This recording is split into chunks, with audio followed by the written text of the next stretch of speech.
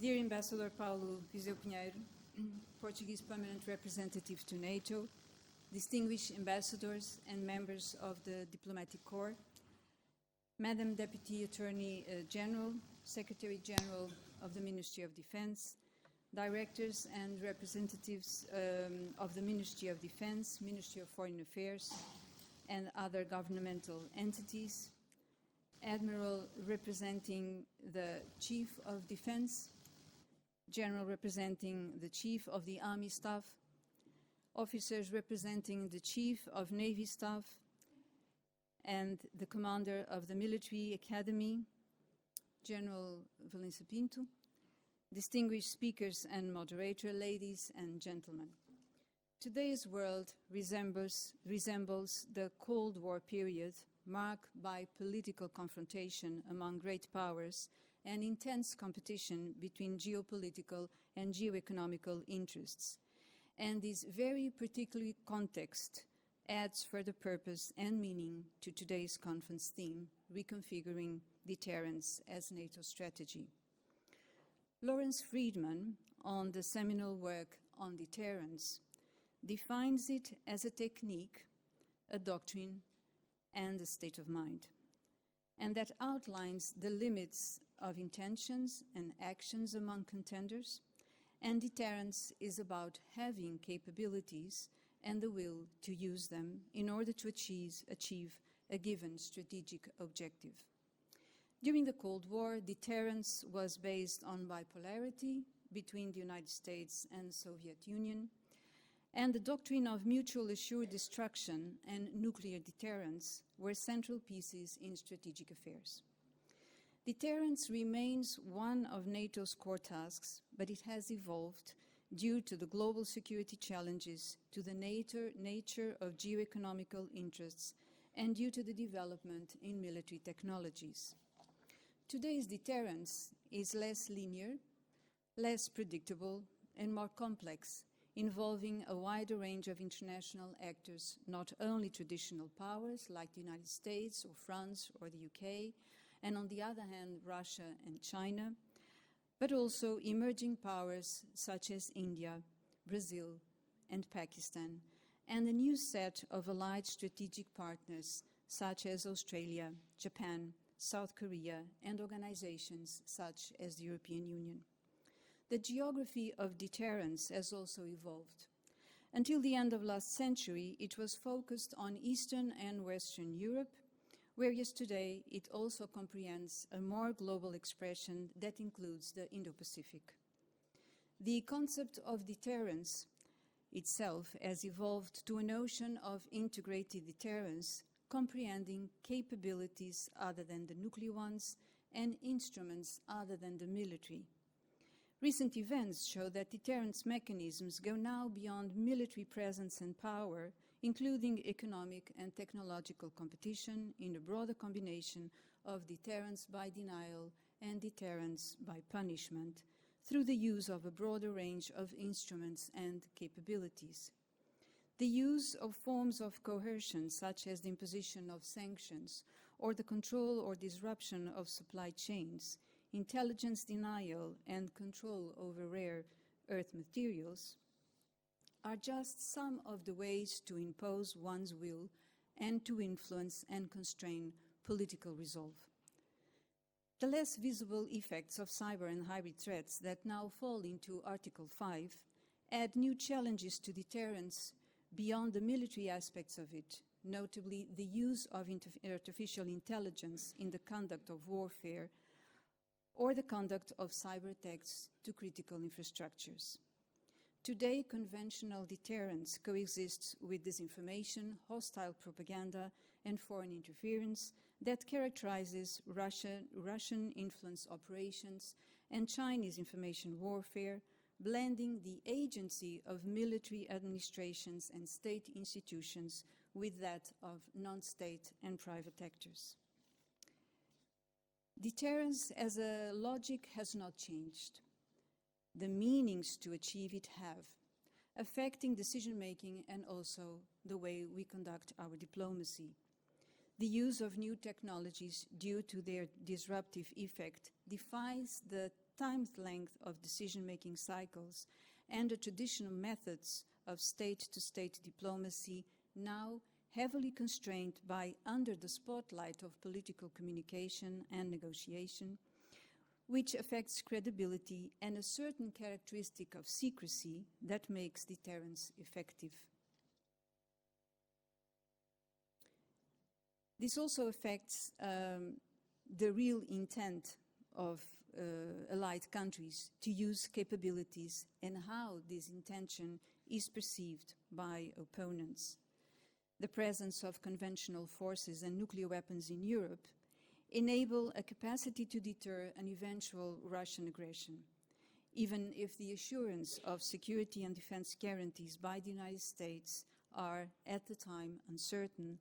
Allies are developing rapid response capabilities and investing in high-tech warfare, keeping their resolve and their commitment to defend. With the unprovoked and unlawful invasion of Ukraine, the Euro-Atlantic community faces one of its biggest challenges, but also a unique opportunity for a real proof of unity and strength to defend NATO's territory and that of its allied countries with a credible level of deterrence. The enlargement of NATO to two internationally committed Nordic member states, Sweden and Finland, with historical and military experience towards Russia, are likely to contribute to this common effort to contain Russia's continental ambitions. Their integration in NATO adds to the Euro-Atlantic community not only military strength and resilience, but it also increases NATO's political and military footprint in the Baltic and in the North Sea. Strong partnerships and coalition of the willing, gathering able and credible security providers within formal alliances, foster investments in capabilities, develops defense technologies and industries, and that sum of wills and strengths will ultimately reinforce collective action. With a war declared to the collective West, NATO allies must meet this challenge by adding meaning, will, and power to collectiveness. This means showing solidarity, coherence, and an unquestionable reliance in the principle of mutual defense. Ladies and gentlemen, I would like to thank very much for your participation in this conference, jointly organized by the National Defense Institute and the Peace Research Institute of Oslo. This is particularly important at a time when deterrence as a guiding concept, but also as a practice matters, and it matters a lot. And I also take the opportunity to extend our appreciation to our keynote speaker, Ambassador Paulo Viseu Pinheiro, and also to the three researchers from the Peace Research Center of Oslo, Professor Pavel Bav, Professor Nicholas Marsh, and Professor Bruno Oliveira Martins, that integrate this afternoon's panel, for their willingness and availability to integrate this conference at a demanding time for both practitioners, but also for academics that deal on a daily basis with security and defense matters. I would like to invite our audience to help us thinking together on the challenges that lay ahead for the Euro-Atlantic security and defense. But above all, I would convoke you to think, reflect, and analyze the opportunities and the possible solutions for these challenges. To all of you, I wish an excellent conference, a very fruitful debate, and from this moment on, you are also invited to attend another conference we will organize on the 17th of June, a moment before the NATO summit, next NATO summit, which will take place on the 24th and 25th of June. And we will hold a debate similar to the one you will share today in the days before the summit. Thank you very much.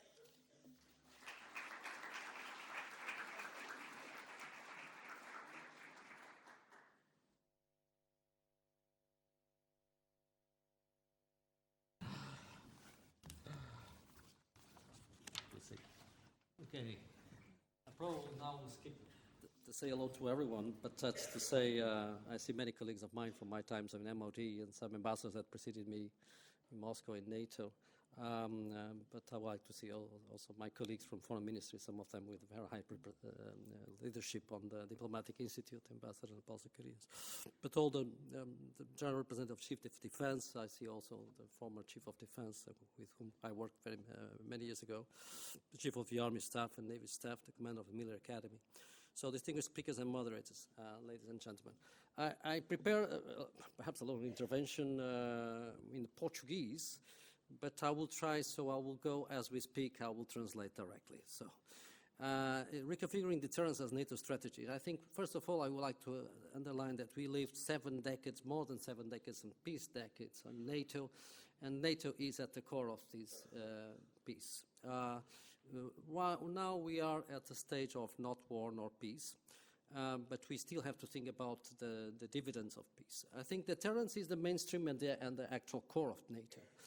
We have lived different lives in NATO, we have different configurations of NATO, but deterrence is always at the core, deterrence and collective defense. We have been living many decades with this conventional and nuclear shield from the US, but I should say that how many US presidents have asked us, Europeans and Canadians alike, to come to also with this burden sharing, to alleviate this challenge. We had been containing the Soviet Union, direct and indirectly, through the proxy wars. And we should remember that we lived difficult times. The first big crisis with the Soviet Union was the missile crisis in Cuba, JFK against Khrushchev in the 60s. And 20 years later, at the core of Europe, we had the Euro missiles, if you run, some of them you may remember, and we were twice the brink of the nuclear war. We had also some small internal crises. I still remember when France retired from the military structure of NATO with de Gaulle, and by the way, the siege was in NATO. It was in Paris, not Brussels.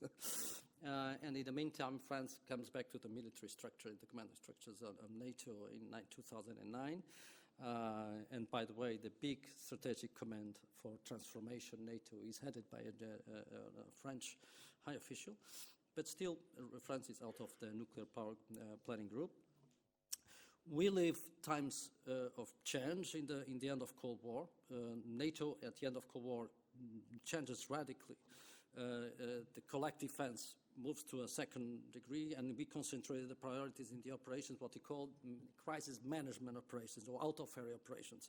And also we concentrated on the cooperative security through different partnerships. We had the Partnership for Peace, we have the Mediterranean Dialogue, we have the Istanbul Conference Initiative. But at the military level, that implied a smaller dimension of the force structure, from brigade to a lower degree, and also the readiness for mostly to projection of forces. We had always the option on the moment, on the geography of the use of these forces.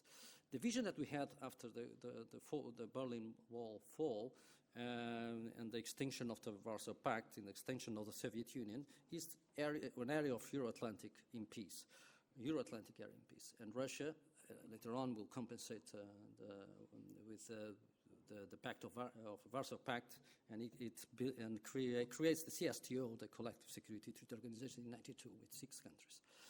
I still remember that we had also a bumpy road with Yugoslavia, and many of my colleagues that are here, they lived on a daily basis on this crisis at the beginning of the 19th decade with the new mission of NATO. It was about protecting, if you remember, protecting the humanitarian protection. We also call insurance humanitarian insurance. And here there was we start being apart with Russia. It was about Serbia. It was only sorted out in May 1997 with the Russian-NATO Founding Act, where we established mutual relations, cooperation, and security. And that NATO established itself some self-limitations in the Eastern Front. With Russia at that time is a partner, not an adversary, and even less an enemy. At that time, in 1997, we had in the Kremlin, it was Yeltsin, it was already Primakov, and that will not we also have a bumpy road when we had to save Kosovo from Milosevic, and NATO decided to have humanitarian bombings on March to June 1999. Even then, Russia, with a very obsolete and poor armed forces, they take Pristina airport by surprise with special operations. And I think that was the moment where Russia doesn't want to speak about the possible accession to NATO. That was discussed, Russia getting into NATO as an accession. Although, and Vladimir Putin, which I know because I was twice in Moscow as a political counselor and as ambassador, is still in 2010, in 2011, he was still trying to have the kind of Euro-Asian economic cooperation community from Lisbon to Vladivostok. But the fact is that 90s was a bumpy road, was a complex with many crises, different mandates, but the deterrence was always there. In 2001, you may recall, it was the big change, the big, say in Portuguese, sobressalto, the big, was the terrorism, global terrorism, the 7/11. It is, until today, is the only time where Article 5 was called upon. Was not activated, but was called upon. And was called upon by the European allies from the US. And it was, at that time, counterterrorism, terrorism was the maximum priority. And we started from then on the most difficult, complex, and hardened mission, what was the ISAF in Afghanistan. But it is the terrorism that makes us united again with Russia, NATO and Russia. And you should recall that Putin reinforces his leadership with anti-terrorist fighting on Chechnya, which I had to visit for negative reasons. But it also, in the case of Russia, was anti-secessionist. In 2002, after this joint project on terrorism, it is created in Rome, the NRC, NATO-Russia Council, if you may recall as well. Equal partners again, joint actions, consultation, consensus building, cooperation. These were the main keywords. In 2007, 2010, when I was the policy defense director, our reality was partnerships against terrorism. Was ISAF, which is the biggest operation, counter-piracy, and there was defense planning, which was a little bit rather bureaucratic sometimes. Then we get to NATO summit in Chicago 2012. Although there were some bumpy road as well with on Georgia in 2008, we still looked at Russia as being a privileged partner.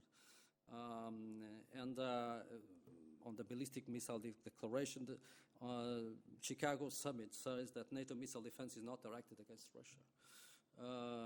And it was even proposed to joint planning operation center for the cooperation this there. So once again, we had many lives.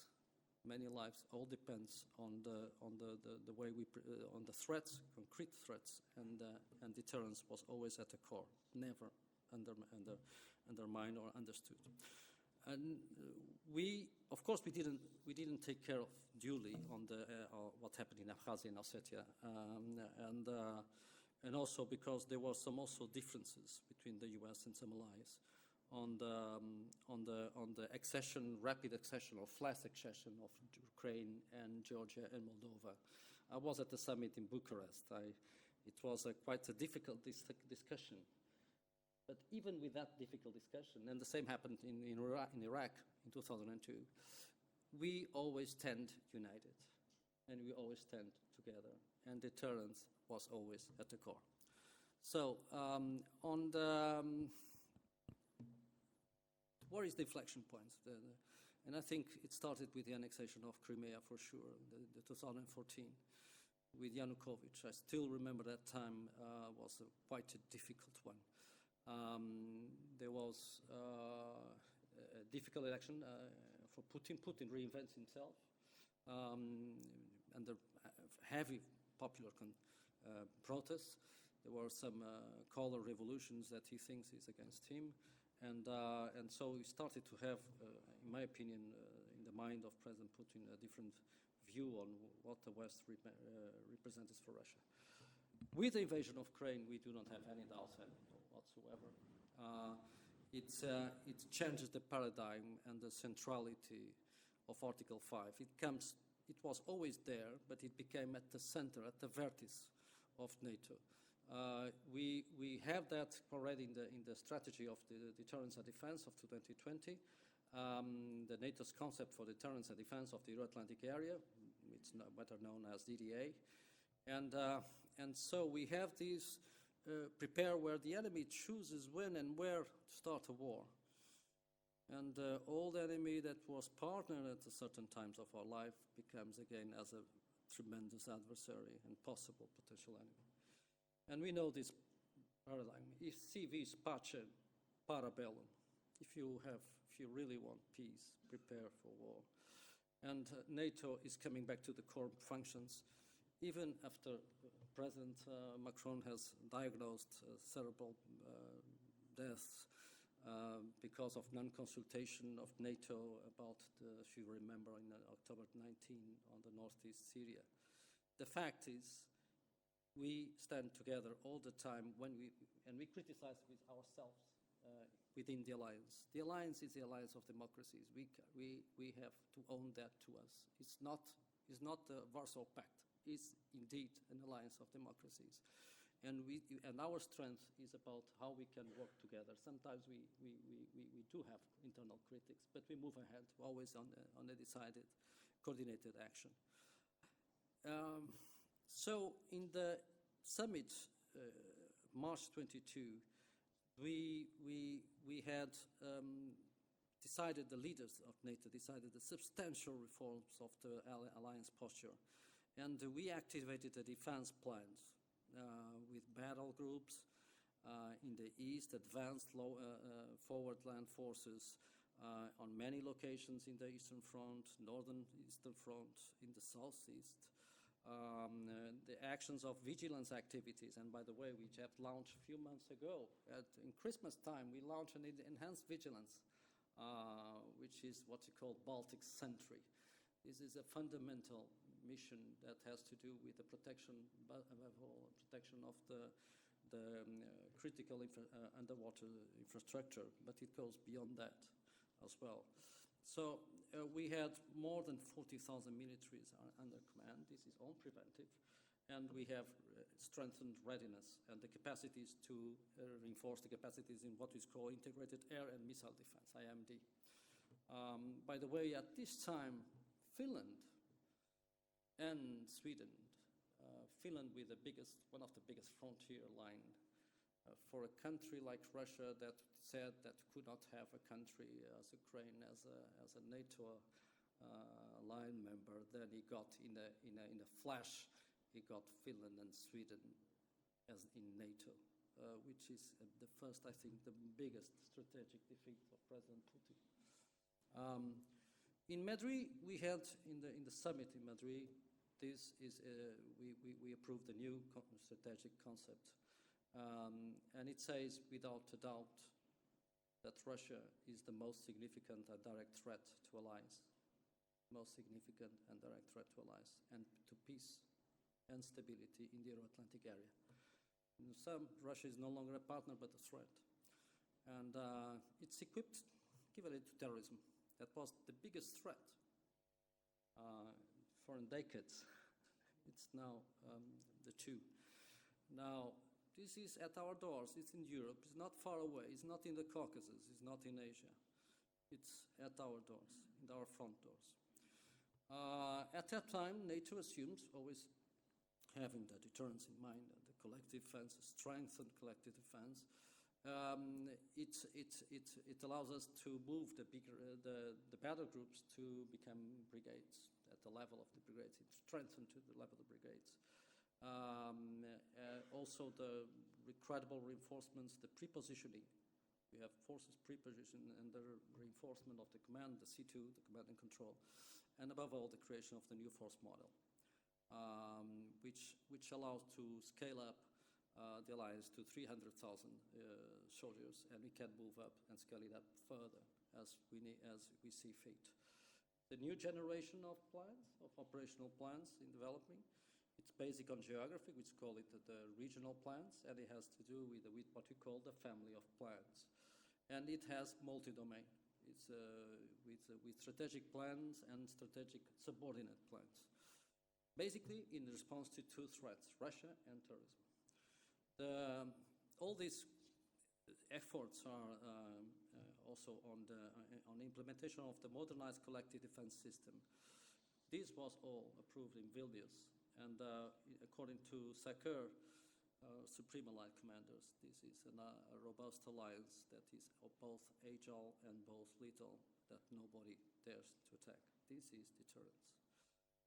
For the first time in many decades, these regional programs say where, how, when the alliance will defend, and which forces will be required, state of readiness, and it gives the SACEUR all the necessary authorities to move everything he needs at the speed of relevance.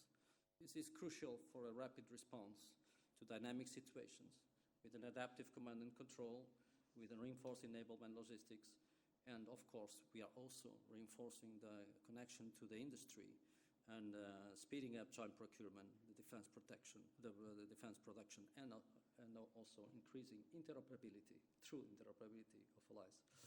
This all comes with exercise and planning. And since then, from the summit in Washington, everything has been reinforced as we speak. Now, we have challenges. The challenges is about modernizing our posture and the capacity targets. We are moving ahead with the capacity targets to increase this DDA, the deterrence and defense. These two words goes together. If you want effective defense, it's better to have a deterrence, not to use the defense. When you are using the mechanism of defense, that means that deterrence at the first stage has failed. And we are now in the planning of defense and the NDPP. We are already in an advanced stage, and everything has been assorted and to each member, each ally. So it's the current cycle of planning, defense planning, is much more demanding. It's much more scrutinized, and we are there for commitment, strong commitment. So now we have the 2%, which was approved in the Wales summit. The 2% was a floor, not the ceiling. So we will see what will come next in the next summit. The next summit will be critical to define what is the commitment effort that member states, allies will have to reach. There are some talks about 3.5, but the fact is that the most important thing is that we will link to the capacity targets that each of us have to attain to the percentage on defense. Expenses on defense, it's an investment on defense. And this is very clear. It's also time for redesigning the defense industry, the economy, a defense economy, dual economy. We are stepping up, and we are moving up, we Europeans, Canadians also, to the burden sharing. This is the time where the burden sharing is really moving up. In the last years, the Europeans alone have moved 700 billions. Many countries, 20%, 70% up in their defense expenses. We have for the first time the NATO Industrial Capacity Expansion Pledge. These will move hand in hand with EU, which is a very interesting time because EU and NATO complementarity is now synergetic. And when I say synergetic, means that the defense capacities of 23 allies that are members of the European Union these defense capacities will feed on the capacity development plan of the EU. It has to do with standards. The standards will be NATO, and it has to do with interoperability. The interoperability is NATO. Deterrence is NATO. When we speak deterrence, we have to think that Europe will have to work all along, the European allies and Canada. When I say the European allies, I also mention Turkey, Norway. UK is no longer EU, but it's an important active member of the alliance. We all have to work more and step up fast. The instruments are there. You have noticed that we have in NATO the DIANA, which is the Defense Investment Agency, that is accelerated of startups. That we have the NATO Innovation Fund. We have this NATO in industry capacity expansion pledge. And on the EU side, we have the Rearm Europe that has been proposed by the President of the Commission. We have the EDIP, which is the European Defense Industry Plan. We are waiting, expecting to see the white paper, and the white paper on defense will be presented by Kubilius, which is the Commissioner for Defense. For the first time, EU has a Commissioner of Defense. So I think all in all, this is a fantastic time for reconfiguring our deterrence through production, through stepping up our cooperation in the industry, either in the EU market and the transatlantic market. They are both complementary.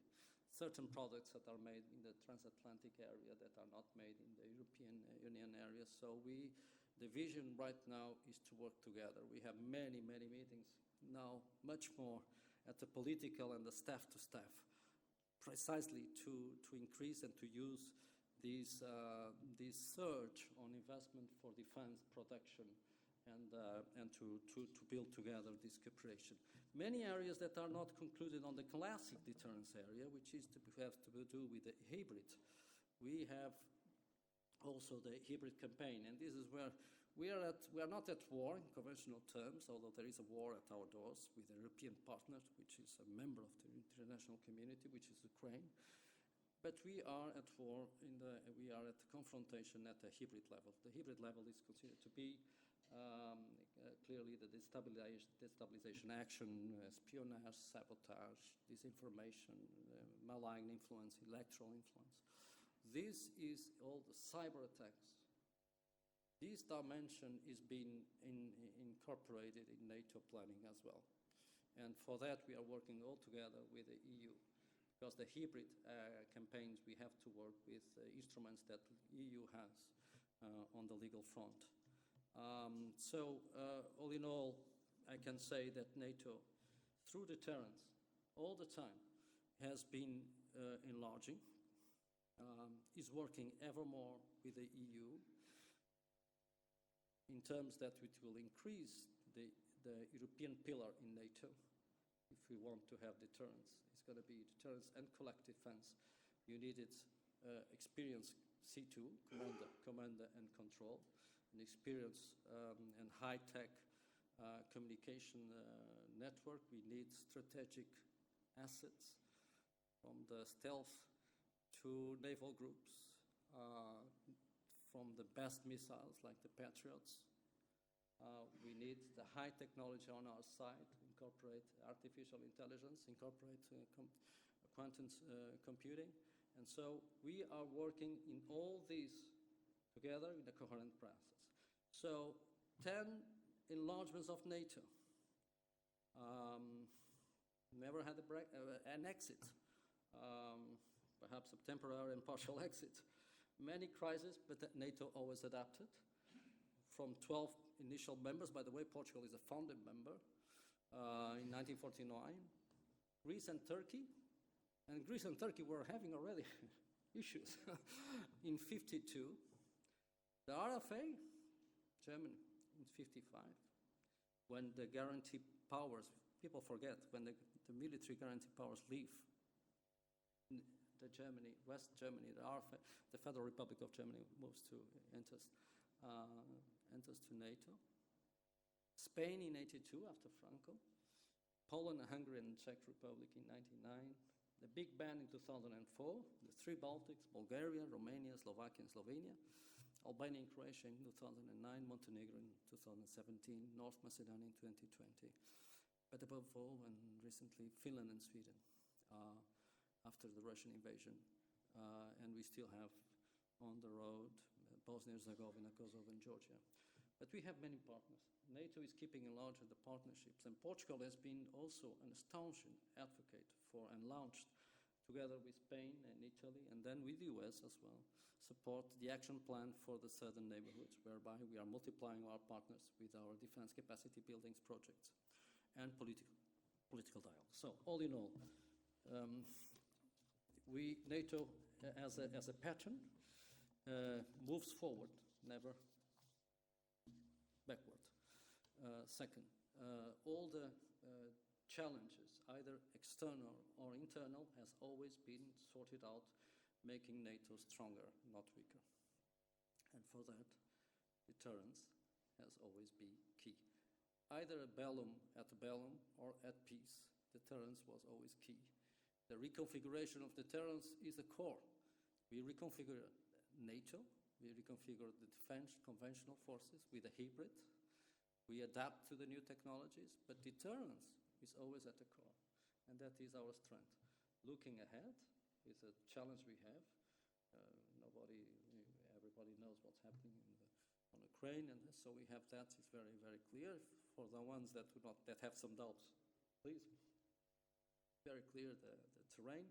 We are moving ahead. We have to also Europeans to move up for our burden sharing, and bigger attention also what's happening in the Indo-Pacific, but we can speak about that later. But as a whole, NATO stands together with a community of democracies where we can build together, sometimes even in difficult times, in challenging times of ideas and way of working. Thank you very much.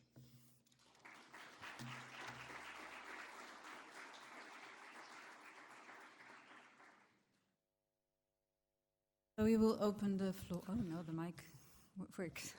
We will open the floor for a Q&A period. Unfortunately, it can't be too long because we still have a panel, but perhaps we would have time for 2 or 3 questions or comments if you wish to intervene at this stage. If not, well, first I would like to, of course, to thank Ambassador Paulo Viseu Pinheiro for providing us this long-term perspective on NATO's deterrence. Sometimes it's good to remember the past in order for us to think better about the present and question the future. And I would take this opportunity to go back to the defense spending. This morning we were in another context discussing already these subjects with Ambassador Paulo Viseu Pinheiro. And we discussed a lot defense spending or defense investment. And it's not only a matter of allocating material or financial resources in order to be able to attain the 2% or even a higher percentage as it's envisaged in the near future, but it's also a matter of taking ownership from decision makers, ownership from administrations, ownership from the public in general, because public support, it's important on how decision makers in the very end will decide upon whether or not they are willing and also able to achieve this goal. And I was wondering if this concept of new defense, very much related with the process of digitalization of defense, where Europe can give an added value, could be a good way not only for some European countries to be able to convince their decision makers, their administrations, also their public, that Europe can give an added value, and European countries can definitely give an added value to this increase in defense investments. And of course it's easier to convince when there are investments, when there are jobs, when there are new skills, and jobs and new skills which resonate a lot in younger generations, because we are talking about digitalization. So I would ask Ambassador Paulo Viseu Pinheiro if you could provide us a comment on this, if you please. Can I move that? Perhaps that one is already working. It's already working. I think so. Yes? Yeah. Well, indeed, I mean, when I mentioned why we have to step in, we Europeans, Canadians, we are stepping in this burden sharing. First, the burden sharing has been requested by the US side for many decades, as I mentioned to you, but also has a sense of ownership in our own collective defense. The fact is, the risk has been increasing. It's not to be alarmistic, but the fact is that we still see the risks coming from Russia, which has a militarized economy. More than a war economy is a militarized economy. And Russia is a very resourceful country with a strong leadership. And I can say now, because Secretary General of NATO has mentioned this one or two or three occasions, public occasions. He said, you know, Russia is producing in 3 months what NATO countries cannot produce in 1 year. And we don't, of course, as we speak, we don't know what's going to happen, what will be the final solution for the ceasefire or the peace process in Ukraine. But there is certainty. If you have a country with the size of Russia, which is a P5, which is a nuclear country, military nuclear country, and that if it continues to expand, the expansion mode is not in the eastward direction, which they have a very strong relationship, partnership without limits with China, is eastwards, is westwards. And so the best deterrence, going back to deterrence, is to prepare for war. And not saying that the war is coming an absolute certainty, but we have to be credible. And the best way to avoid a clash, a defense, is to increase our deterrence. And that to increase our deterrence, we need to invest, as I mentioned to you, in an economy that is dual-use economy, defense economy, and a digital defense. We have to invest with the new technologies as well. We have to aggregate demand on industry. We have to reduce the time of production. We have to incorporate, by design, intelligence, artificial intelligence, and quantum technology. We have to work together with the United States and UK and other countries that are not members of the EU. They're outside of the EU. But they are inside NATO. Turkey, for instance, has a flourishing industry on defense. And defense is also an area where the job producing, it's rather fast. Job and with a high salary, let's put it, high returns. So it's an area where economy, we're speaking about economy, about jobs, and about investments that have an impact in the regional development. If you look at many defense industries and factories all across Europe, there are many located in areas where what we call cohesion. And it helps develop from roads, from ports, from the sustainment lines to logistics to enablement. Portugal has a very important strategic area. We are the Atlantic. We say we are not we're not in the vanguard. We're not in the Eastern Front, but we are in the defense of the Atlantic. We have the strategic profondeur, and that is also in a war. We have also the submarines, and Portugal is an Atlantic. Is Euro-Atlantic, and that means that we have also in Portugal to invest in that capacity even more. And this is what I mentioned to you. It has transversal. That's why the Prime Minister has been speaking about this. The Defense Minister, the Foreign Minister, the Portuguese ones, have been speaking loud and clear about this need for a task force in working with the whole of society. It's also about resilience and working. It's not only a job of the armed forces. Armed forces above all as primary, but also other segments of the society. We have to produce more. We have to produce better, to spend more and spend better in our collective defense. We Europeans, that we have been living for 7 decades and a half, really with the windfall of the American investment. It's only fair that we get to fill the gap. It's fair and we should do that. But we should do that in the transatlantic context, which I believe is fundamental, not only for the Euro-Atlantic countries, but fundamental also for Europe and including European Union. We do all this digital Europe and digital defense. We have a surge, as I mentioned to you, we have a surge in economy, in the economic defense. We are not militarizing our economies, but we are not, I don't think that we will spend 40% of GDP in defense. And this is what is believed that the Russians are expanding. and it might be underestimated. With a lot of support, enablement from China, although not lethal, but there is another enabler, which is a giant that is emerging in the Indo-Pacific. And that is why we are also working with the Indo-Pacific partners, as Australia, New Zealand, Japan, and Korea. So we have to look at the reality, not in an alarming situation, but to prepare ourselves that the strong collective defense is also a deterrence. Deterrence has mainly, the main dimension of deterrence is nuclear. And we have to have also, we have been spanning out nuclear messaging, which is important to keep the balance and deterrence. But the second best deterrence is conventional, massive conventional capacity of Europeans to defend their territory with the backstop, with the support of our decade-long ally, the United States. So it is time for us to wake up. I think the Prime Minister has mentioned to that, the European Council President and the President of the European Commission, the Portuguese Prime Minister has been loud and clear on that. We have to live up to this challenge and take this challenge as an opportunity of economic development, of economic and social development. We have to unite our population as well. And this is about resilience as too.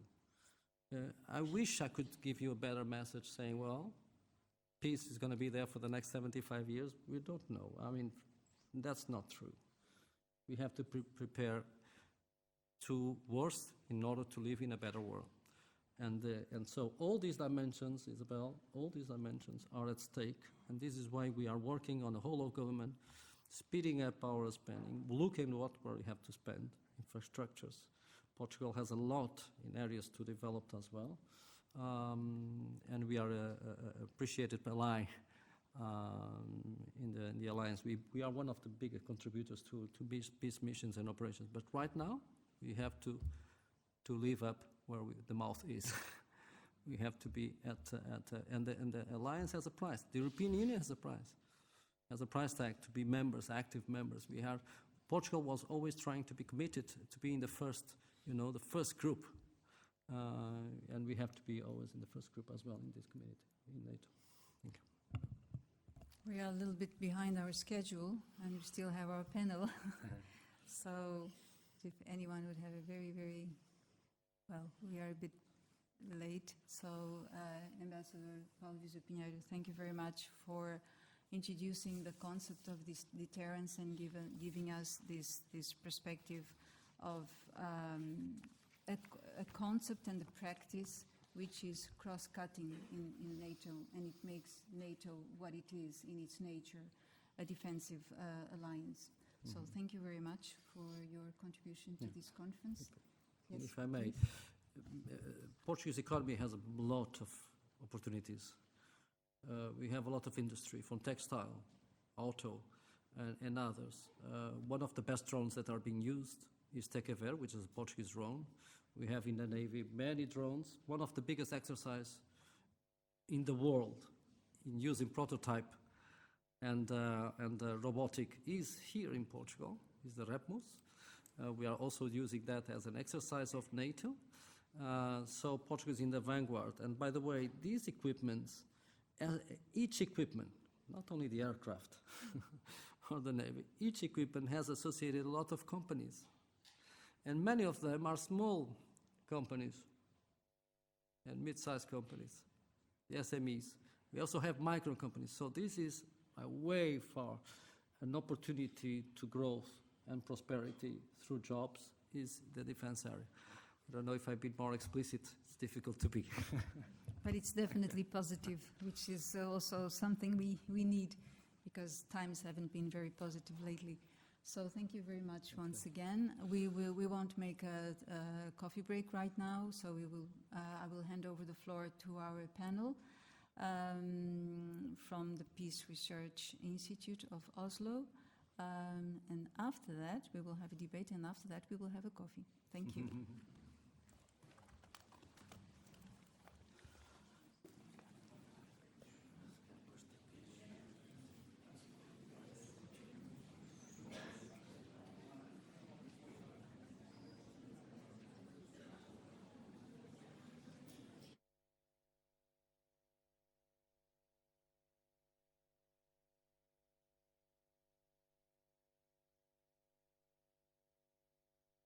Ambassador Viseu Pinheiro for his insightful presentation, but also for his general enthusiasm and his willingness to participate in this initiative. I know that this was kind of a quick stopover in Lisbon. Thanks very much for that. Thanks also very much to Professor Isabel Ferreira Nunes for all the hard work, making sure that we had the right audience and the best possible people in the room for this seminar. So this seminar is jointly organized between the National Defense Institute, IDN, and the Peace Research Institute in Oslo. And in this project, PRIO is funded by the Norwegian Ministry of Defense. And Professor Pavel Bayev is the project leader, and then Nick Marsh and myself, Bruno Oliveira Martins, are the other members of the team. Precisely because we have such a good audience in the room, we designed this panel in order to make it inviting to a discussion afterwards. So kind of we will have first a short presentation by Professor Pavel Bayev in order to kind of to lay the foundations for some debate afterwards, and then we will start a conversation here, hoping that in the meantime you prepare your questions and your comments. That will be highly welcomed. And so kind of the setup is a little bit informal, precisely so that we can have the conversation. So I will now give the floor to Professor Pavel Bayev, a research professor at PRIO and the leader of this project. He's also a long-standing observer and analyst of European security, broadly defined, with a specialization in the Arctic region and in Russian foreign and internal politics. Pavel, the floor is yours.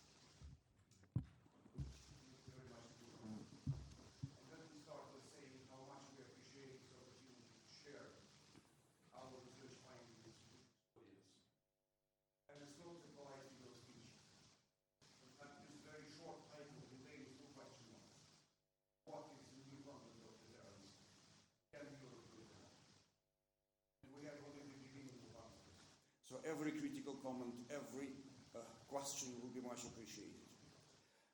And let me start with saying that yes, nope, not that, nope,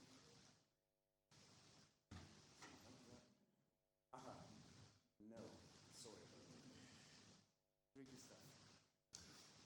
Shall I use the...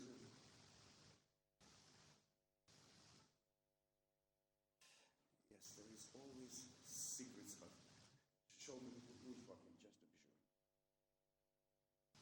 Yes, very good. Always forward, as was mentioned by Ambassador.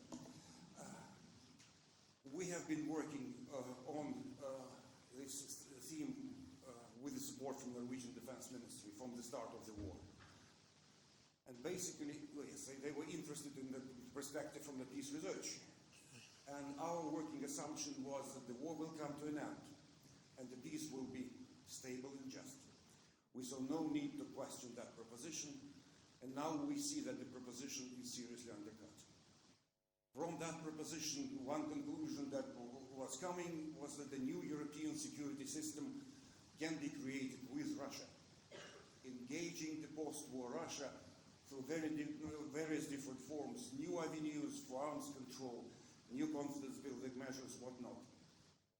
The peace which is coming as we speak, because Putin and Trump are having their conversation just about now, is certainly not just and far from stable and essentially rotten. And in this post-war situation, new European security system can only be created against Russia. It pains me to say that, but that's the unfortunate fact of life. And that fact became clear in that situation. It was a very ugly conversation, and yes, some sharp angles have been rounded up, and some temperatures went down. But at that moment, it really became clear what sort of quality of peace we're going to have first. But there was also a second point, that the new European security system has to be created not only against Russia, but also without US leadership. Yes, NATO has always changing, you're right, Ambassador, through challenges coming from strength to strength. Now we face an unprecedented situation where the transformation of NATO has to be done essentially by the European effort. And we can hope that the United States will remain engaged and will contribute. But there will be no US leadership, and it's certainly a very uncomfortable, unfamiliar situation, which has become clear even for the most committed European, pro-Atlantic European politicians, like the new German Chancellor, who is calling a very important vote again today, who has been absent from most of the surge in European summitry because of their understandable reasons, but hopefully is coming along in a very strong way. He is definitely needed. Where I want to proceed from that ugly moment is to the moment which preceded by a couple of weeks. And it was the first shock when new US Defense Minister came to Europe and held a speech in Brussels, very short one, full of surprises, unpleasant surprises, but that was one point which was really relevant to this conversation. That there is no substitute for deterrence, that deterrence must be strengthened in the post-war situation, and a lot of new responsibility will be carried by the Europeans. And I think he is right on that. He may be wrong on many other things, but here he has a point, and we need to take it to the heart. Yes. And in this new deterrence which is shaping up, very often deterrence is reduced mentally to nuclear topic, which isn't really the fact, but the nuclear dimension of deterrence is important. And we have a picture very uncomfortable for the Europeans, because even if United States and Russia will resume their talks on strategic stability, it will be essentially about strategic weapon systems. Whether there is a numerical parity, whether it's possible to return to some old models and invent some new ones, but it will not resolve the key problem for the European security system, Russian non-strategic weapon systems, which have never been a part of any arms control, which during this war has really come to the fore because of Putin's nuclear brinksmanship, and to which we do not really have a convincing answer, because what France is hinting at expanding their nuclear umbrella isn't really quite sufficient answer. We do not have a good response to that. The only good news I can share is that in the last 2-3 weeks in Russia, the intensity of various nuclear discussions and nuclear posturing is very significantly reduced. Putin doesn't see any need now to come back to this brinksmanship. How long it will last, we shall see. We cannot really count on that, but at least this gives us a bit of a pause. But deterrence, in its new reading, is not at all only about nuclear matters. There are at least 3 new dimensions of deterrence. There are urgent tasks in these domains we need to address. There are probably more than 3, but as always, research is about adding complexity and then simplifying. That's a simplification. And each of these 3 dimensions has its own urgency. And we cannot deal with them one after another. It's in sequential matter. We need to deal with them in the same time frame. And how to prioritize, that's a difficult question. Because very often priority is about choosing one area and going into that. All 3 areas are urgent. And the first one is about preserving peace, which is coming up in Ukraine. And for that, a crucial component is the European peacekeeping force, which is not at all traditional peacekeeping, which is not kind of about monitoring with ceasefire, with some technical means. A real fighting force is needed. And, well, it can be built. It's not an impossible mission. It's certainly not only about boots on the ground. It's a lot about logistics and intelligence and whatnot. And the United States has always played a key role in that. But the sign of this plane is a Swedish plane which is supplied to Ukraine for collecting intelligence. A bit old-fashioned, Swedes now have a better plane. But the point is that it is doable, even if the United States will decide not to back up. It's much harder, it's much more riskier, it is still doable. My second area of deterrence is how to prevent Russia from moving beyond Ukraine, so to say, horizontal escalation.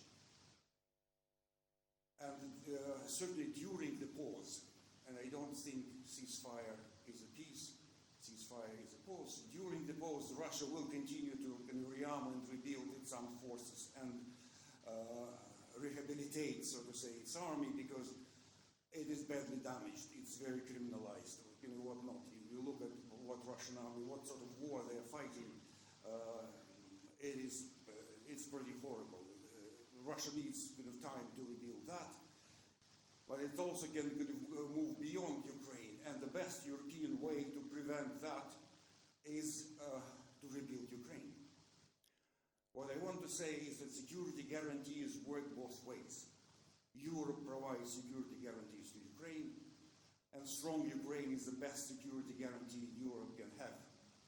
This steel porcupine is a very dangerous animal for Russia. If it is there, Russia will not be able to move anywhere else with significant force. Not to the Baltic, not to Finland, not to Norway.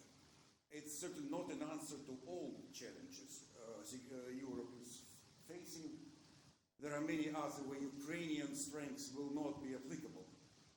One such area is, in fact, Baltic Sea, and Ambassador has mentioned that we have very fast-moving developments there, how the Baltic states are getting their act together, pulling their resources together, finding an answer to Russian challenges without any US leadership, without any US involvement. But then it's a very particular area. Russia has vulnerabilities there. It's much more difficult in the wider North Atlantic, Arctic area. And Arctic in particular, about which President Trump has some very particular ideas, some of them involving Greenland and some going beyond. That will be a challenge where wider cooperation will be needed, and where we sitting in Norway hope to find a lot of meeting in minds with Portugal. Most of the challenges, in fact, which I've just mentioned, belong to the kind of third category of deterrence in the new domains, in the hybrid domains, in the cyber domain. And probably Bruno is the best expert there. You can attack him with questions, not on me and Nick. What I want to emphasize there is that while Russia is playing with these challenges, including the underwater sea cables in the Baltic Sea, Russia has a lot of vulnerabilities there as well. It's not a hyper superpower, so to say. It's not certainly not a cyber superpower. It has many weaknesses. Europe can build a position of power here. Europe can exploit these vulnerabilities. But it is exactly in this area where we can see that deterrence works only if denial is combined with punishment, as you said. Only if Russia feels that the real possibility that Europe will hit back twice harder. And it's a new thing. It's much easier to speak about resilience and cyber defenses, less controversial. Every cyber offensive operation is an issue, but still we need to adapt to the new environment, and that's part of the adaptation. Yes, it's about the Russian maritime threat. Russia is really very vulnerable there, including to many particular operations conducted by the Ukrainians. That's my last slide. It's a very short presentation. I know time is an issue. And it's essentially an answer to the question, can Europe stand alone? And our answer is yes, we can do it. Many things are needed for that. Political will is one. And we have seen in the last couple of weeks how quickly this political will can be gathered. Still a lot to be done. There are always an odd Orban here but it is something where we have a lot of positive developments. Resources, yes, every time it's about proceeding with more defense spending, with investing more in defense. And what is spending for politicians is investment for the military. There are different perspectives here.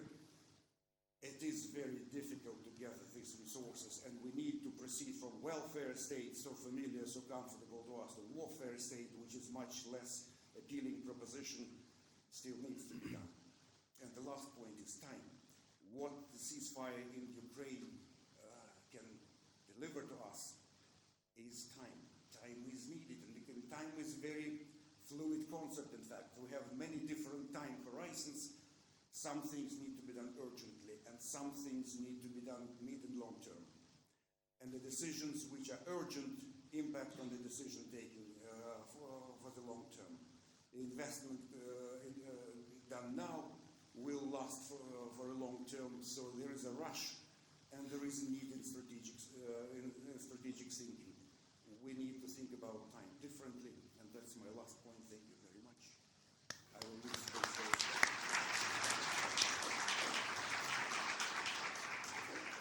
Thanks, Pavel. I will pick up exactly on the issue of time and ask the question to Nick. So Nick Marsh is a previous specialist on defense industries and all things related to armaments, from production to export controls, etc.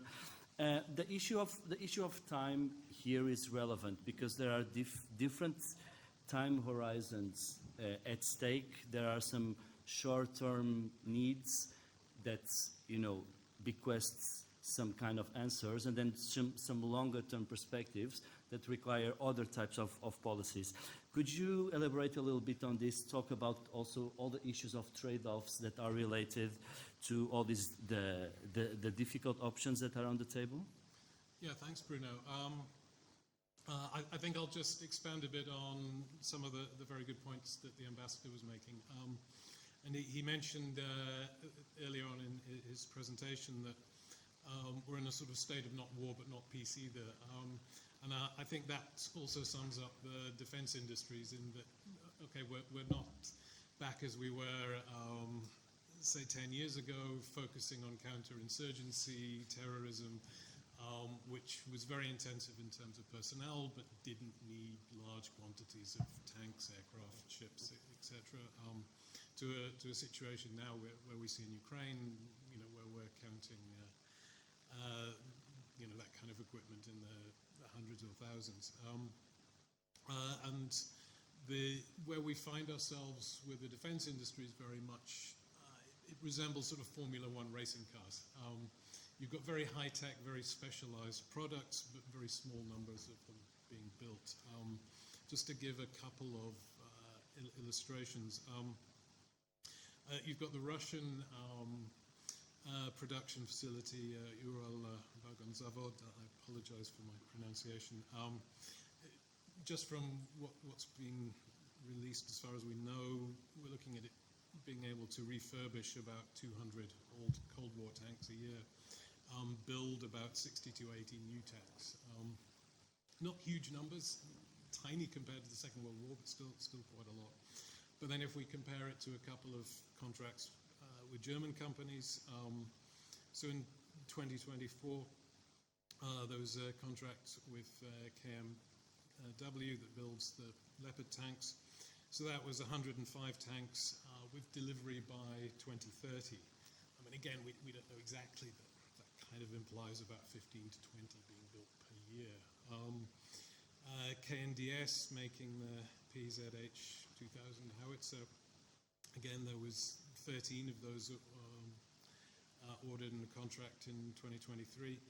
Delivery in 2026.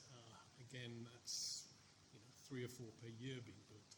So the levels of production are very low, even if this is very high-tech goods. And I'm sorry to pick on Germany, but you'll find a similar situation in the France, the UK, Sweden. Again, small production runs. Again, if we're looking at the size of the industry in Germany, There was an estimate of about 55,000 people employed producing, weapon systems platforms. I mean, that sounds quite a lot, but there's about, compare that to about 466,000. So getting on, not quite, but getting on for 10 times as many employed in car manufacture. So again, it's not a big industry. And now answering that was some of the background. Answering your question, Bruno, it will take time to scale up production, and certainly time to scale up production to the levels we've seen are needed in a war like we're seeing in Ukraine. And there are lots of difficult political decisions to be made. We're talking a lot about increasing budgets, but okay, even after you have the money, there's lots of trade-offs. The first one is, okay, who takes the risk? During the Cold War, it was quite common to have contracts where the company said, okay, it cost us this amount of money to build it, and then they get a profit margin of, say, 5%. In that situation, the government is taking the risk. If it costs more than planned, that's not a problem for the company, it's a problem for the taxpayer. And you do that when you see the production as a strategic resource that needs to be protected. Hitherto, the last few decades since the end of the Cold War, the companies have been taking the risk. So if a contract costs more, there's a fixed price usually. If they were to invest a large quantity of money in new factories, if those aren't needed, again, the company takes the risk.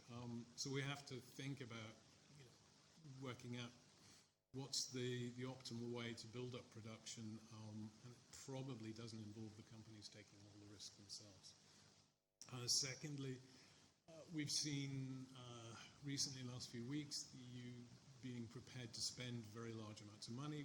We saw that also in the time of the financial crisis, 2008, 2009, the EU being able to step in and use its financial muscle. But that also brings in dilemmas. Firstly, is the EU money going to primarily be spent on building up European production? Or as Bruno was mentioning, do you buy from outside the EU because you can get equipment quicker? The US obviously has been a major supplier, but we've also seen European countries purchase large quantities of arms from, for example, South Korea.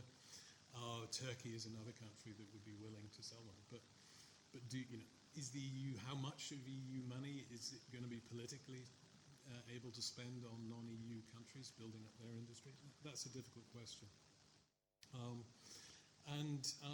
Last, similar to that, is where will the EU have its relationship with the defense industry, with the defense industries of non-EU countries? How much are you relying on, say, technology from the United Kingdom or Norway, which are not in the EU, but Norway's closely aligned. The UK is somewhat more closer now than it was a couple of years ago, certainly. But also, again, the big question is the United States. We've seen enormous European spending on, particularly F-35 fighter jets from the US. We're also seeing, people now are very concerned about, it's press reports, so we don't know how much credence to give them, but suggesting that US officials have hinted that, well, maybe we're not going to provide you with spare parts, with software updates, etc. And this is causing, certainly up in the north, some concern about, okay, how much can we rely upon the US as a long-term supplier? So these are some of the dilemmas. And again, time is the big trade-off. If you want to build up European industry, it will take a lot longer to actually produce the equipment than if you are able to get technology or buy equipment from outside Europe. Yeah, thanks. Of course, this is related very much to the issue of strategic autonomy and how to interpret it and all the different dimensions that relate to that concept. And I think that what the war over the last 3 years has shown is that there are really different industries. We can no longer talk about the military industry or defense industry, but rather different industries that really require fundamentally different strategies to pursue. And this is something that has certainly kind of a time dimension, beyond those geopolitical considerations. But another point that we make in our research is, and that Pavel introduced before, and I'll ask him to talk a little bit more about, is how security guarantees work both ways, and how securing, a future for Ukraine is something that works not only for the security of Ukraine, but also for security of Europe. And the logic is that this kind of dynamic works in both ways and solves many problems. But of course, it doesn't solve all the problems. It doesn't solve issues, particularly when it comes to the Arctic, North Atlantic, the issue of Svalbard. Pavel, can you talk a little bit more about what remains outside this logic of security guarantees going both ways? Well, the obvious starting point is to indicate that at the moment, and through the last 3 years, Ukraine guaranteed European security pretty much, because Russia wasn't able to do anything else but that war. The Baltic states are safer than they were at any time before, and so they were giving Ukraine all their resources of the military equipment. Finland joined NATO without any shadow of doubt that on the border something might happen, because all the Russian troops are gone. They are fighting in Ukraine. Up north, yes, Northern Fleet is still there, but all the Marines are in the trenches in the Kursk region. So this interplay is already present. And when we have the cessation of hostilities, when we have some sort of armistice, whatever the concessions Ukraine will be forced to make, one concession they will certainly not make is about disarmament. That's what Russia very much wants, and that is something which is not going to happen, because it's not really about what Moscow wants, it's about what Europe needs. Even if Trump will decide to, as a concession, to cut down, again, military supplies to Ukraine, Europe, given time, can engage with Ukraine in rebuilding its defense industrial complex, which is formidable, in rehabilitating its economy and rebuilding its armed forces, which are, yes, very exhausted, very tired, very, at the moment, in some parts, even demoralized, but nevertheless, very capable, with a lot of combat experience. And Russia, having that armed Ukraine, rehabilitated Ukraine at its most important border, well, will not be able to stage any provocations vis-a-vis, I don't know, Narva or in the kind of Suwalki corridor, a problem which was discussed so much after Russian annexation of Crimea and invasion of Ukraine in the year 14 and 15. Interesting books were written on that, how Russia might attack the Baltic states. If Ukraine is rearmed and rehabilitated, Russia will have to concentrate the bulk of its resources on that, on countering that threat, on preventing anything else. There are still domains where this kind of counterbalancing will not work, certainly. And cyber domain, which you know better than I, is one of them, and various other hybrid operations is another.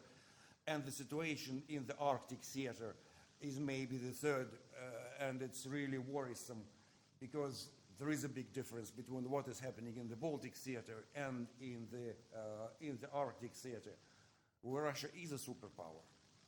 And the major difference is that the Baltic is essentially nuclear-free zone, and the Arctic is hugely nuclearized. So it is difficult to find workable strategies there without United States in particular, and the United States has always had very particular view on the Arctic, and now probably can have more of that.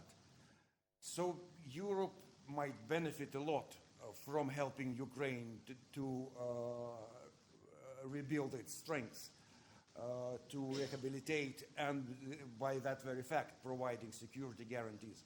But that's not the whole answer. And how to balance helping Ukraine and rebuilding European strength is an important question which cannot be answered by yes and no, which need to be answered by both. Okay, thanks. Well, there has been several hints about the cyber dimension, within a logic of hybrid warfare, but also beyond. And I think it's important to mention that kind of in recent years, NATO has adopted a number of policies and created some institutions and centers that had the logic of making cyber a part of the broader logic of deterrence. Okay, and this is kind of in line with the more modern understanding of deterrence, cross-domain deterrence, that obviously has some contact points with the concept of integrated deterrence that was kind of that plays an important part in the U.S. National Defense Strategy of 2022. So kind of there are really different logics of deterrence, and the cyber domain is one in which some of the things that we thought we knew about kind of orthodox classical deterrence doesn't travel so easily. And as just out of curiosity, and to thank also the work that the library has put around this conference, there is a lot of very nice display of classical text about deterrence that you can check in the main hall while we have our coffee. Just a very, very quick practical information. So while you think about your questions, your comments, etc., I'll make a quick question to Nick, quick-ish question to Nick, and another one for Pavel, and then we will open up the floor. And the idea is that we start a conversation here, and then eventually we will continue in an even more informal setting over a coffee afterwards. But Nick, Pavel has mentioned, and of course the ambassador has referred to extensively, the NATO membership of Finland and Sweden. That's it was a very quick, but also very highly impactful consequence of the war that has really accelerated from 2022 onwards.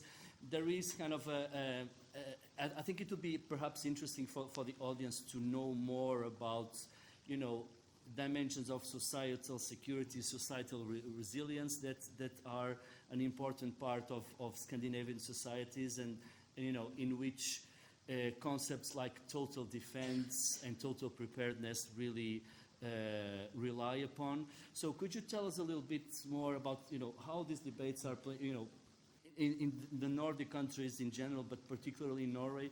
I think that there are certainly issues that are not transferable to a Portuguese reality or to other European realities, but still there are other things that we could certainly learn from.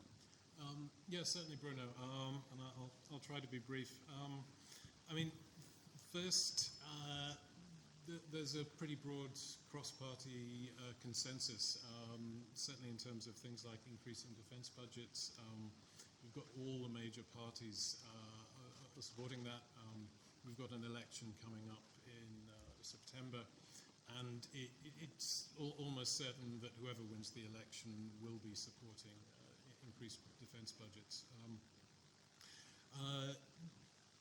In many ways, the Nordic societies are quite different from many other countries in Europe. One aspect is conscription, mandatory military service for young people. You find that you found that reintroduced, for example, in Sweden very early. It was soon after the first invasion of Ukraine in 2014. This was, I think, a year or two afterwards. Sweden reintroduced military service. Norway has re-emphasized it, and it's got a high level of support.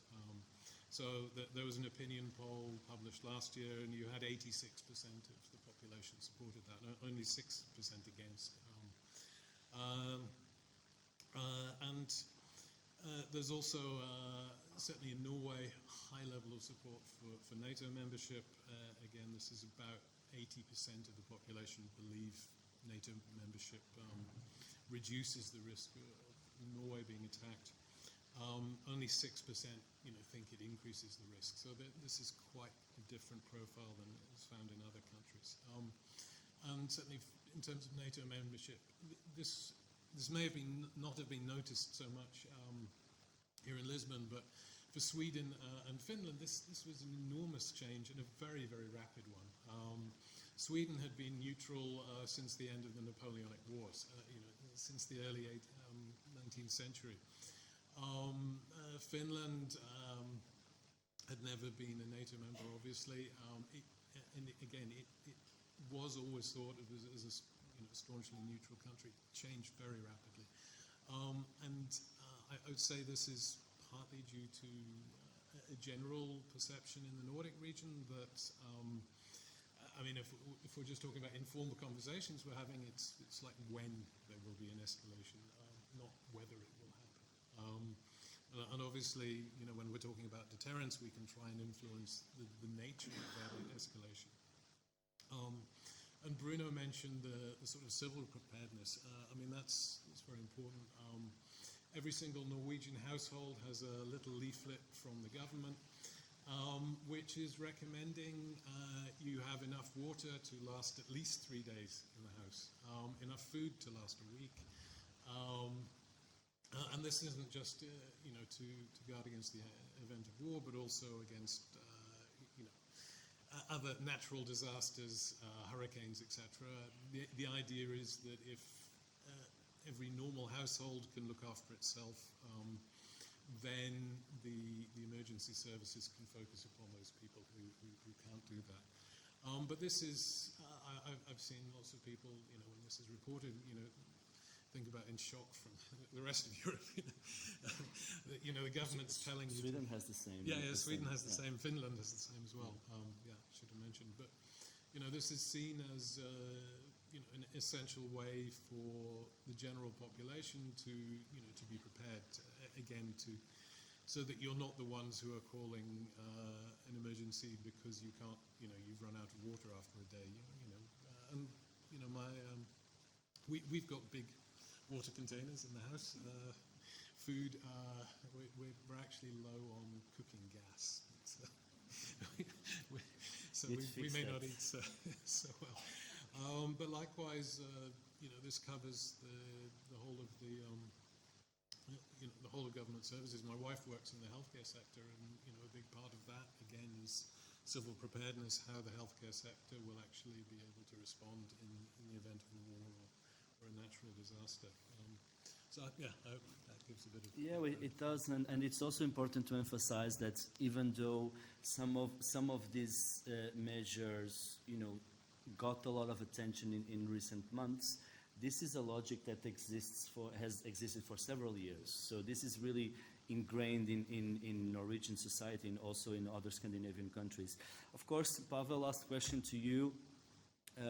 Russian society, it's different. It's also kind of very difficult to generalize such an enormous country. But kind of you as an observer of Russian internal politics as well, how would you say, or can you give us an update on how all these developments have been, seen from Moscow?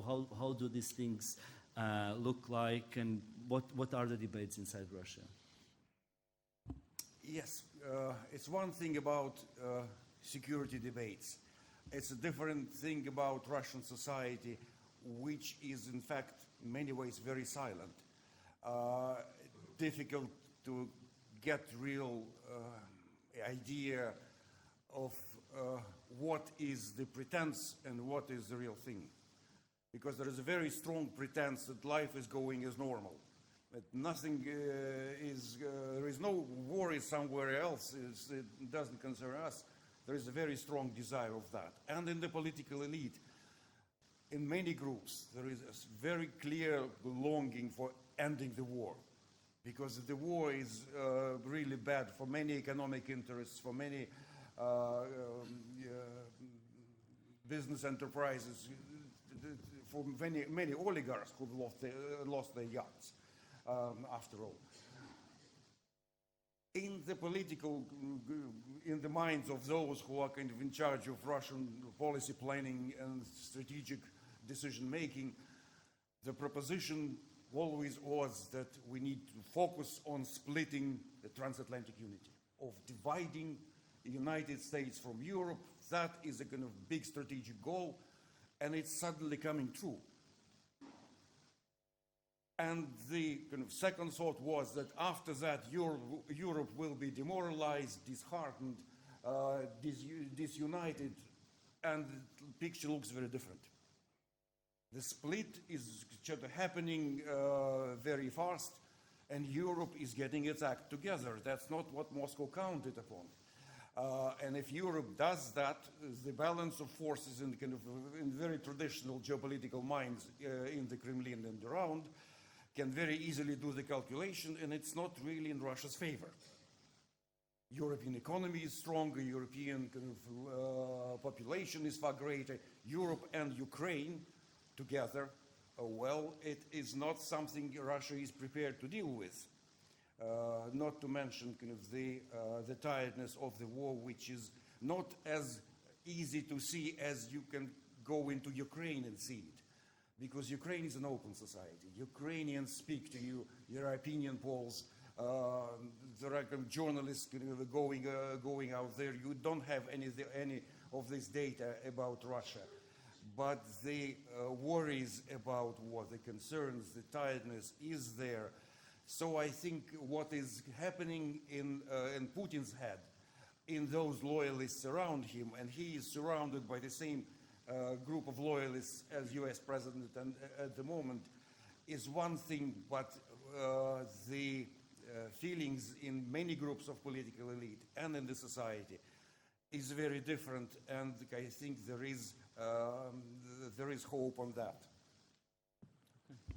Thanks very much. Now I would like to open the floor for some comments, questions.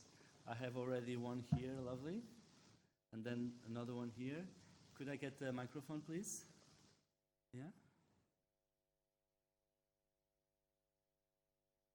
Thanks. Here in the second row here in the front.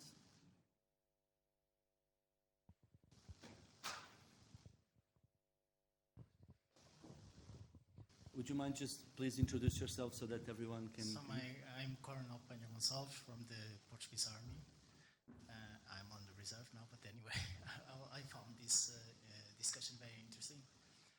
And I want to pick up on both of your last assertions, because I perceive them as very different. Because in a way, one of you said that the perception that people have of the Russian threat in the Nordic countries is very strong, and this is not happening here.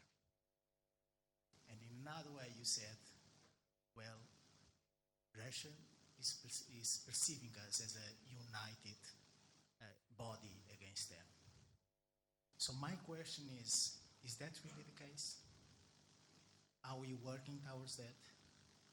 Because if you are making plans, all of these plans to strengthen the European defense systems, and you don't have all the nations with the people coming along, my perception is that it will not work. So, and this, you can see this on the way politicians in southern countries are very carefully about talking on how military service should evolve. So you just said that in Sweden we have conscription. Norway doesn't see the problem on that. I don't know if that is equal in all across Europe, and if this will bring or not a problem to the plans that are being set out. Thank you. think that this is kind of the question is kind of is wide enough to. I think it makes more sense that you reply now, and then we'll get the second question afterwards. I know, Pavel, would you want to start afterwards?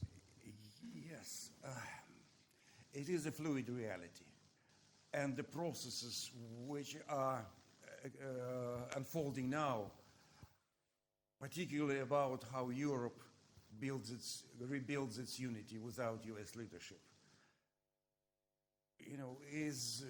we are only at the beginning of this process. We don't know the answer. It is something we need to invest in. It is something we collectively need to put our best effort into. And if we do it, then the worst will not happen. That's the essence of deterrence. You prepare for that, you put your best effort in that, and in the end of the day, you don't need it, because your enemy understands that the risk and costs are too high. So there is always a paradox in that situation, and certainly European unity, as it builds up, takes into account the different exposure of different countries to the direct threat. Some countries are very directly threatened, and the Baltic states have lived with that threat for the last decade. And in Scandinavia, the understanding is only coming in the last couple of years. But this direct exposure requires different investment in resilience, in societal preparedness. While, for instance, in Italy and in Spain, they might be much more relaxed about it. I saw the opinion polls very clearly about how public attitudes towards deterrence have changed in Germany and in the Netherlands, where there were always kind of very strong pacifist feelings, as well as in Scandinavia. And now the shift is very profound. Deterrence is supported. The only country of big European countries where this shift hasn't happened, for what I have heard, correct me if I'm wrong, is Spain. I was quite surprised to hear that. But nevertheless, again, that's the reality which the architects of new European security system need to take into account. Yeah, just give me a sec. Regarding this, the paradox of deterrence, I think it's really interesting, because the whole logic of deterrence, as originally formulated in the nuclear context, is that you need to show that you are willing to commit nuclear suicide in order not to have to do it.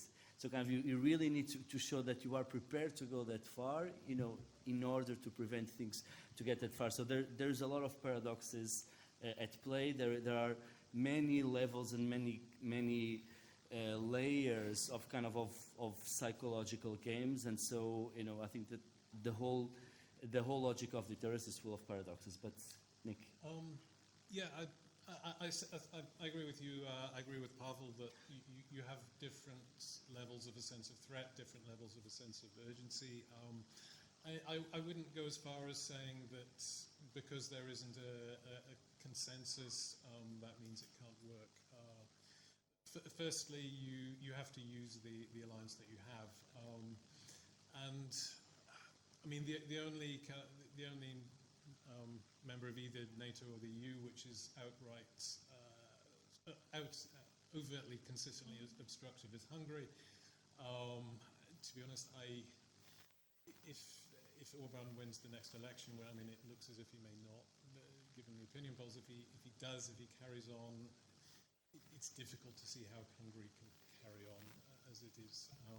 Apart from that, you have other countries which are, have other priorities, let's say, but that, I think that's fine. And one problem, or an added problem, we've been talking very much about Russia now, but the other problems haven't gone away.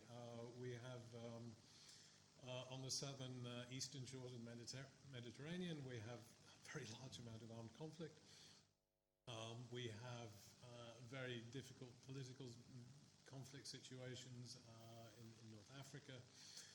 So it seems entirely reasonable that Italy, for example, may prefer to focus upon issues in the Mediterranean and not so much on Russia, and that's important because Europe has to worry about that as well.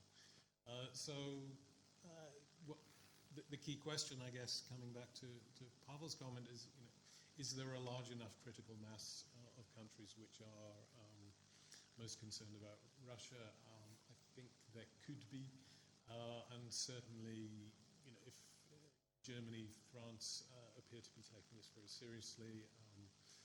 Poland is becoming one of the most militarily most powerful countries in Europe, spending way more in terms of GDP than most of the rest of Europe. So I think there's probably enough, again, as long as you actually have the will, the resolve, and there's enough time to reorganize things. Okay, so I have three people registered, so one here, please, and then gentleman over there, and then here. And I think that we'll take the three questions, and then we will reply, and then we'll see how we are in terms of time. Okay, please.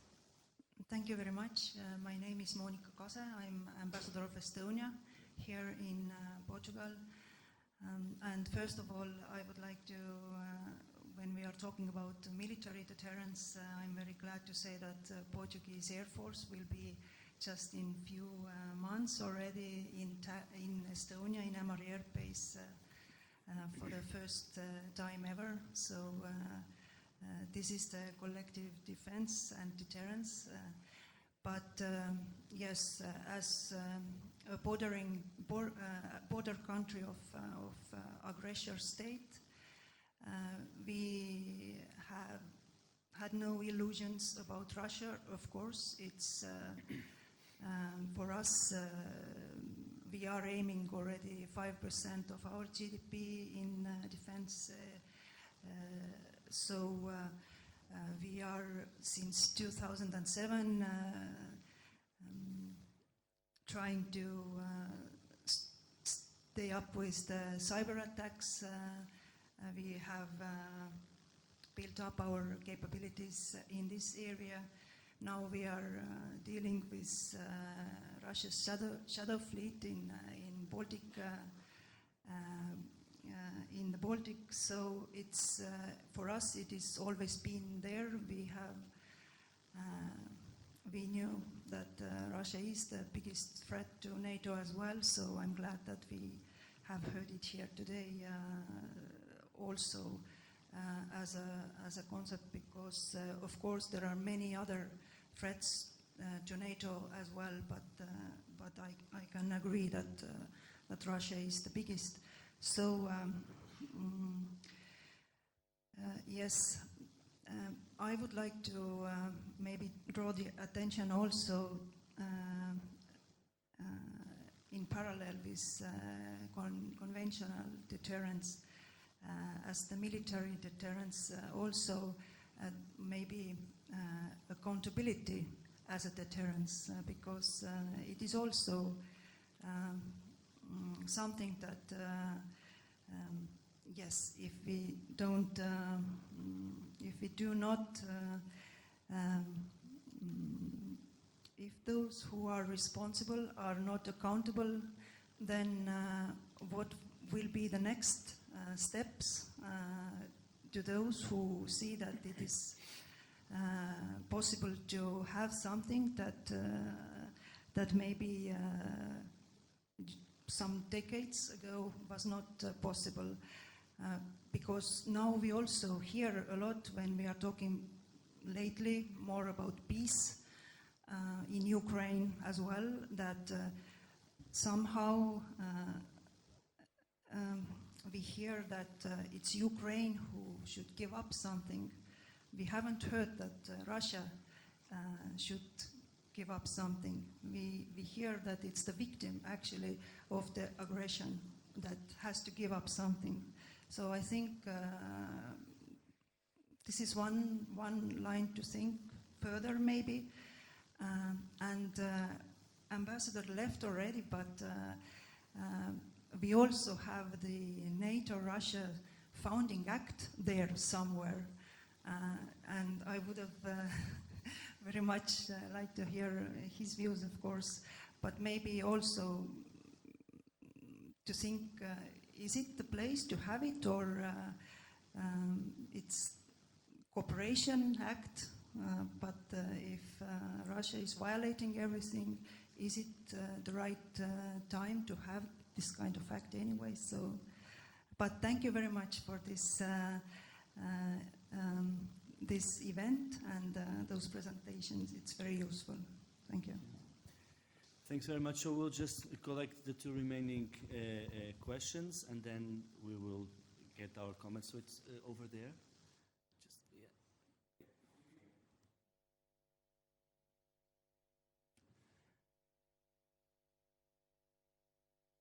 But I think it's probably fine. Can you hear me now? Thanks for your presentation. I'm Colonel Dionisio from the Portuguese Air Force. As a fighter pilot, I'm old enough to participate in the light force over Bosnia and Kosovo, but also as part of assurance measures, enhanced assurance measures multiple times in the Baltics, in Romania and Bulgaria. And we've been dealing with this from close, at least for the since 2010. I want to bring my experience and share with you how we, from the cockpit, we see it and we feel it, and also bring it together with Pavel's last slide. Will, resources, and time. And because I think we're already losing. Our opponents, they already show us they have the will. We're still discussing about where our will stands. They have the resources.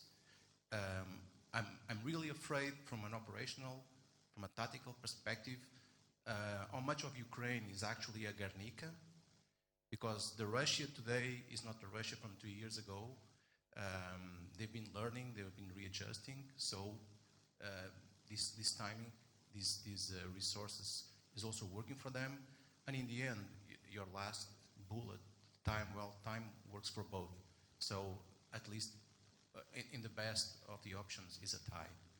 But I'm currently working on a paper on the DDA from Portugal's perspective, and I'm focusing on deterrence. So this discussion today for me is being very, very interesting, and I'm actually recognizing some of the topics I'm studying on the deterrence part. But what I want to share with you is, from our perspective, from the fighter pilot perspective, operational capability, the ones we need to ramp up and fast, stands on 5 pillars. And I'm going to tell you why this is important for us. These 5 pillars is, imagine, I have the best pilot in the world, but I don't have the tools, I don't have a decent airplane, so I don't have an operational capability. I have the best pilot, I have the best F-35, but I don't have the resources to maintain it, so I still don't have an operational capability. I have the best pilot, the best F-35, the best resources, but I don't have the stocks or the spares or the reserves to operate it and sustain it. So what I want to say is a lot of discussion and a lot of pressure and blame is now on the resources from an industry perspective, but I need 5 years to prepare an operator. And that goes, I'm pretty sure, for the Army to operate a decent tank or in the Navy. So my other experience I share with you is I worked 3 years as a team chief for NATO evaluations, as we were reporting directly to SACEUR on the results of the tactical evaluations. I did 13 evaluations all through NATO, and we could see that resources and human resources is a weakness. So how do we plan to fix this? Or at least bring awareness on this. Thank you very much for your experience. Thanks very much. And now the last question here, please.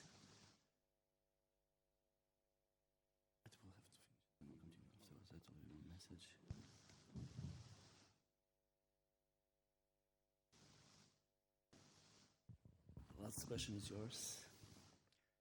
Alex van Nieuwer from the Netherlands. I don't speak on behalf of anyone, but I have a question. It relates to the development of European strategic autonomy.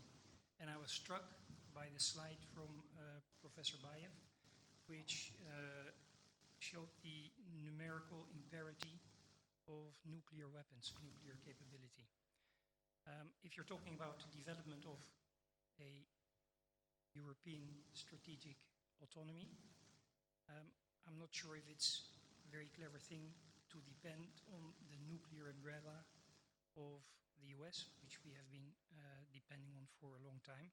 So it requires a nuclear capability which is owned and operated by Europe.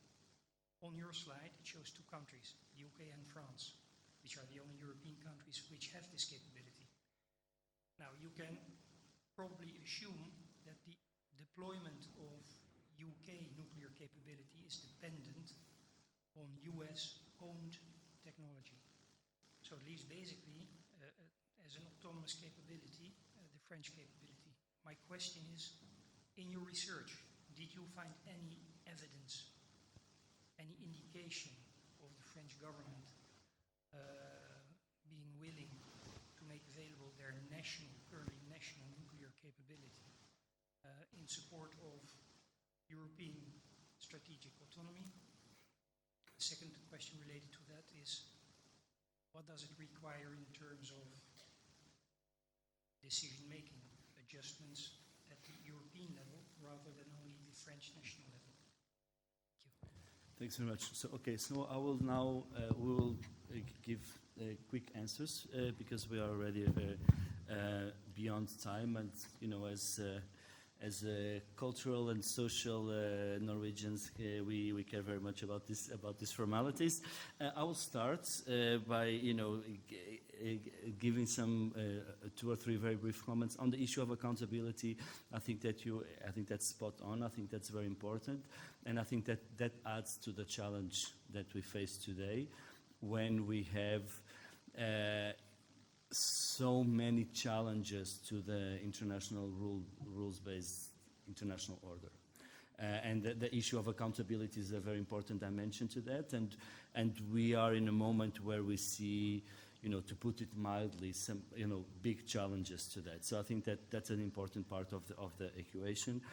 And regarding the issue of the French nuclear umbrella, you know, being extended, I think that, I don't want to put you on the spot, but hopefully Nick will have something more concrete. But I think that is clearly part of the discussion these days, and I think that is being discussed as we speak. Pavel. All right.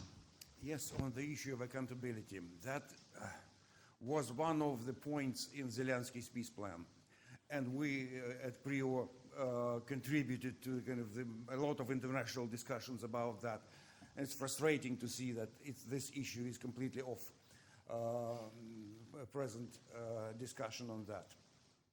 This is something we will have to return to in the future, when Europe will really get its act together, when Russia will discover that in the confrontation with Europe, it has nothing to win but a lot to lose.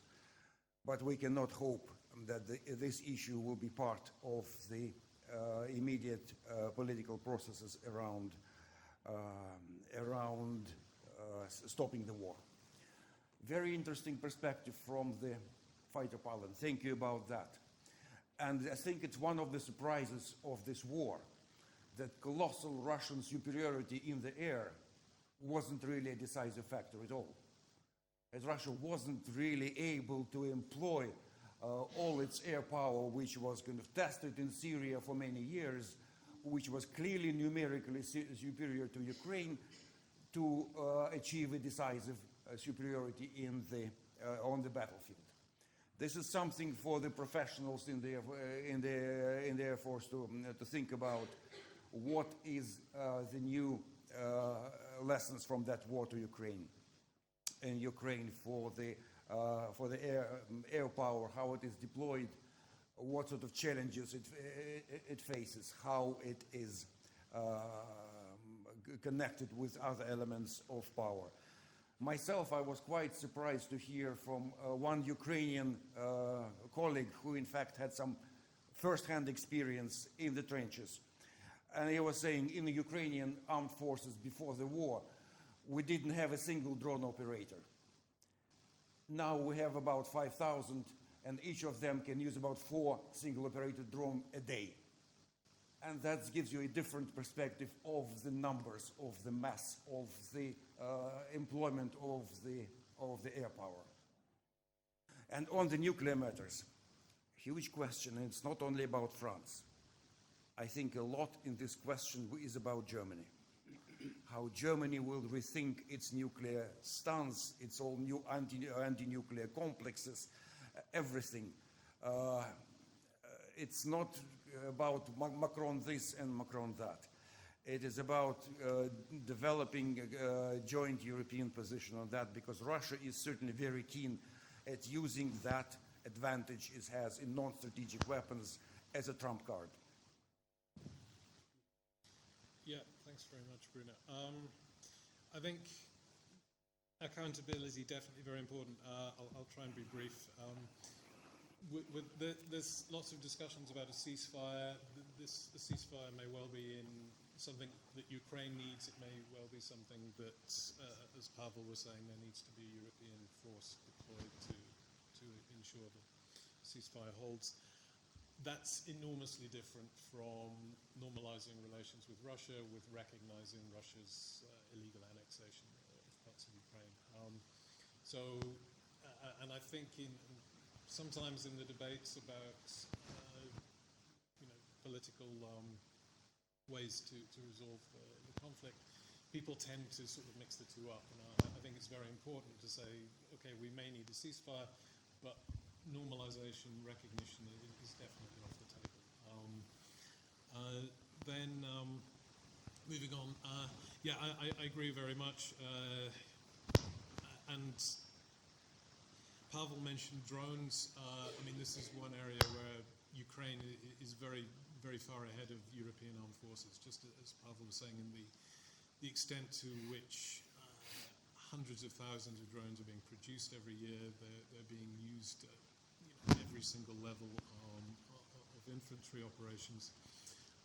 And it's somewhere that the rest of European armed forces, they're aware of this is happening, but the production, the training isn't. And certainly I agree completely with you, especially talking about the human factors, maintenance, especially stocks. I mean, one way European governments have saved money is by buying, a small number of platforms, but spending very little on ammunition, very little on missiles, etc. And again, one thing Ukraine, the war there has shown us is that the vast quantities of ammunition that are needed every year, numbering millions of shells per year, that's so definitely all those things need to be taken into account. Lastly, France. I mean, it's too early to be able to talk about research findings because everything keeps changing sort of week on week. I'd only comment that what France is offering isn't a European nuclear deterrent, it's a French nuclear deterrent, and including some European countries, or we don't quite know the details, under that umbrella. So the argument would be if there's a Russian invasion of Estonia, then Tallinn would, in theory, be protected with French nuclear weapons. Probably there's a financial arrangement. So you would have some European countries helping to pay for that French deterrent.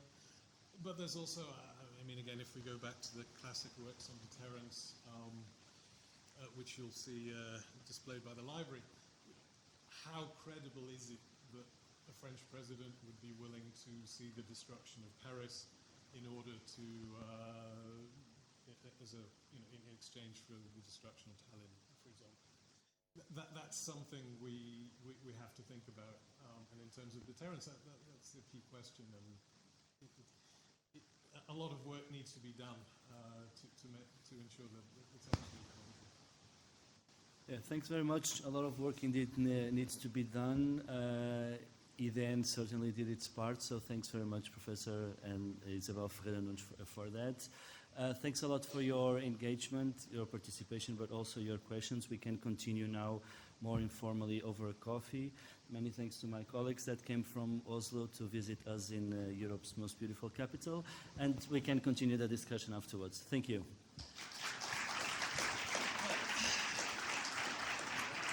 Good.